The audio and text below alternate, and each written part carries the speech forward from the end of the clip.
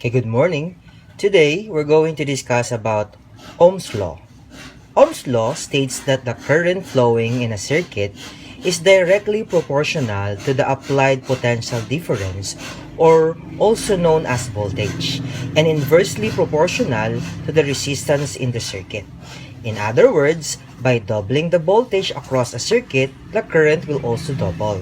Ibig sabihin, as the voltage increases, electrical current also increases. Sa resistance naman, current is inversely proportional. Meaning, as the resistance increases, habang tumataas ang resistance, bumababa yung electrical current. Kasi mas nahihirapang mag-flow yung electrical current sa wire kapag mataas ang electrical resistance. The law was named after the German physicist George Ohm, who, in a treatise published in 1827, described measurements of applied voltage and current through simple electrical circuits containing various lengths of wire. Dito, makikita natin yung relationship sa pagitan ng electrical current, voltage, and resistance. So, let's start with the relationship between voltage and electrical current. Kung ang resistance ay constant, meaning hindi siya nagbabago, you will notice that the voltage is directly proportional to the electrical current.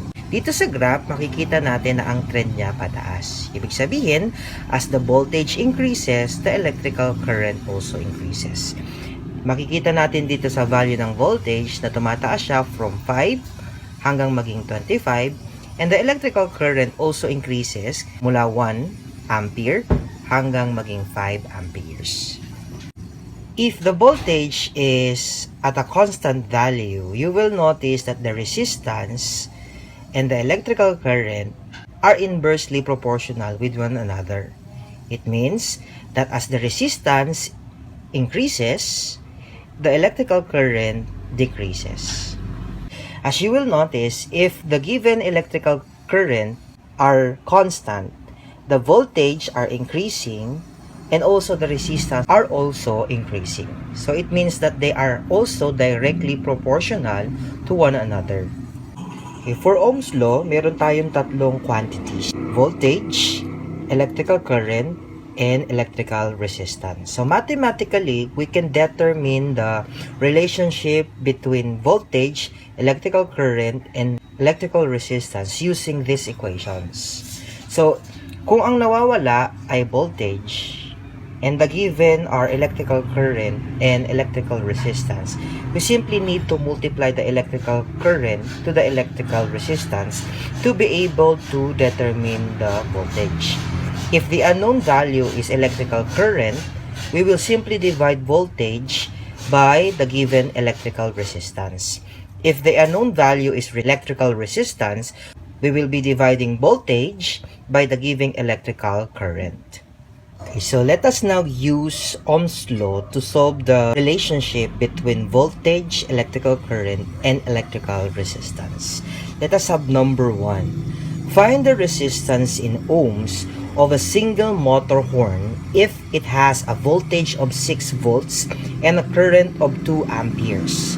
So the given value or quantities in the problem are voltage, which is 6 volts, and then the electrical current, which is 2 amperes. So we need to determine the resistance. So let us now determine which equation will be appropriate to use. So since we are identifying the resistance and the given are voltage and electrical current, we will be using the third equation. So we will divide the given voltage, which is 6 volts, to the given electrical current. So we have 6 volts divided by 2 amperes, we'll have 3. So the unit of resistance is in ohms. Sample problem number 2. If a circuit has a resistance of 44 ohms and a current of 5 amperes, what is its voltage? So the given quantities are the resistance, which is 44 ohms, and the electrical current, which is 5 amperes. So we need to determine the voltage in the circuit. Since we need to determine the voltage, we will use equation number 1. We will multiply the electrical current, which is 5 amperes, to the given electrical resistance, 44 ohms. So 5 times 44 will have a voltage equals to 220 volts. So dito na tayo sa huling example. Number 3, if a toaster produces 12 ohms of resistance in a 120 volt circuit, what is the amount of current in the circuit?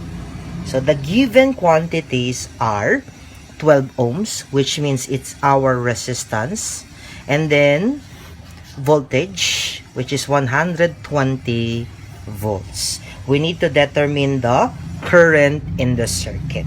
So since we are identifying the electrical current in the circuit, we will be using the second equation.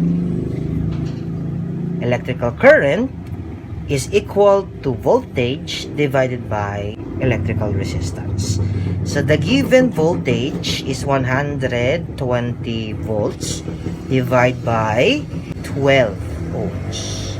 So we'll have an electrical current equals to 10 amperes.